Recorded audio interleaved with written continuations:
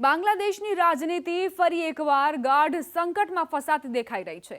યુવા નેતા અને ઇન્કલાબ મંચના પ્રવક્તા શરીફ ઉસ્માન હાદીની હત્યા પછી બાંગ્લાદેશમાં ભડકેલા વિરોધ પ્રદર્શનો વચ્ચે હવે તેમના પરિવારે કામચલાઉ યુનુસ સરકાર પર સીધો અને ગંભીર આરોપ લગાવ્યો છે। હાદીના મોટા ભાઈએ ખુલ્લેઆમ કહ્યું છે કે તેમના ભાઈ શરીફ ઉસ્માન હાદીની હત્યા આવનારી ચૂંટણી રદ કરવાના ષડયંત્રનો ભાગ છે અને તેના માટે સીધી રીતે મોહમ્મદ યુનુસની આગેવાનીવાળી સરકાર જવાબદાર છે। તેમની બહેને ભારત વિરુદ્ધ ઝેર ઓક્યું હતું। ન્યૂઝ એક્સના અહેવાલ મુજબ તેણે કહ્યું હતું કે દરેક ઘરમાં ભારત વિરુદ્ધ જિહાદની તાલીમ આપવી જોઈએ। 20 ડિસેમ્બરે મધ્ય ઢાકામાં ભારે સુરક્ષા વચ્ચે ઉસ્માન હાદીના અંતિમ સંસ્કારમાં હજારોની સંખ્યામાં લોકો એકઠા થયા હતા। જનસમુદાયને સંબોધતા ઉસ્માનના ભાઈ શરીફ ઉમર હાદીએ અત્યંત તીખા શબ્દોમાં કહ્યું કે જો તમે ન્યાય આપી શકતા નથી તો સત્તા છોડી દો। તમે ઉસ્માન હાદીને મારી નાખ્યા અને હવે તેની જ લાશ બતાવીને ચૂંટણી મોકૂફ રાખવા માંગો છો।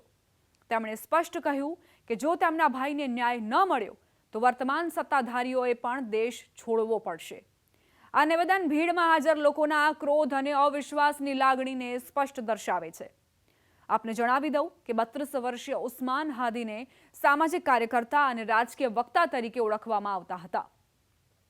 12 ડિસેમ્બરે ઢાકાના વિજયનગર વિસ્તારમાં અત્યંત નજીકથી તેમને ગોળી મારવામાં આવી હતી।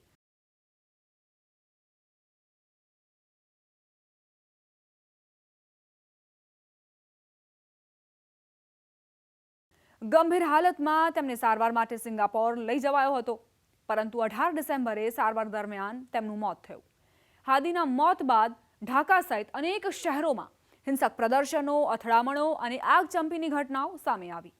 ઉસ્માન હાદી જુલાઈ 2024ના વિદ્યાર્થી યુવા આંદોલનનો એક મોટો ચહેરો હતા, જેણે શેખ હસીના સરકારના પતનમાં મહત્વપૂર્ણ ભૂમિકા ભજવી હતી।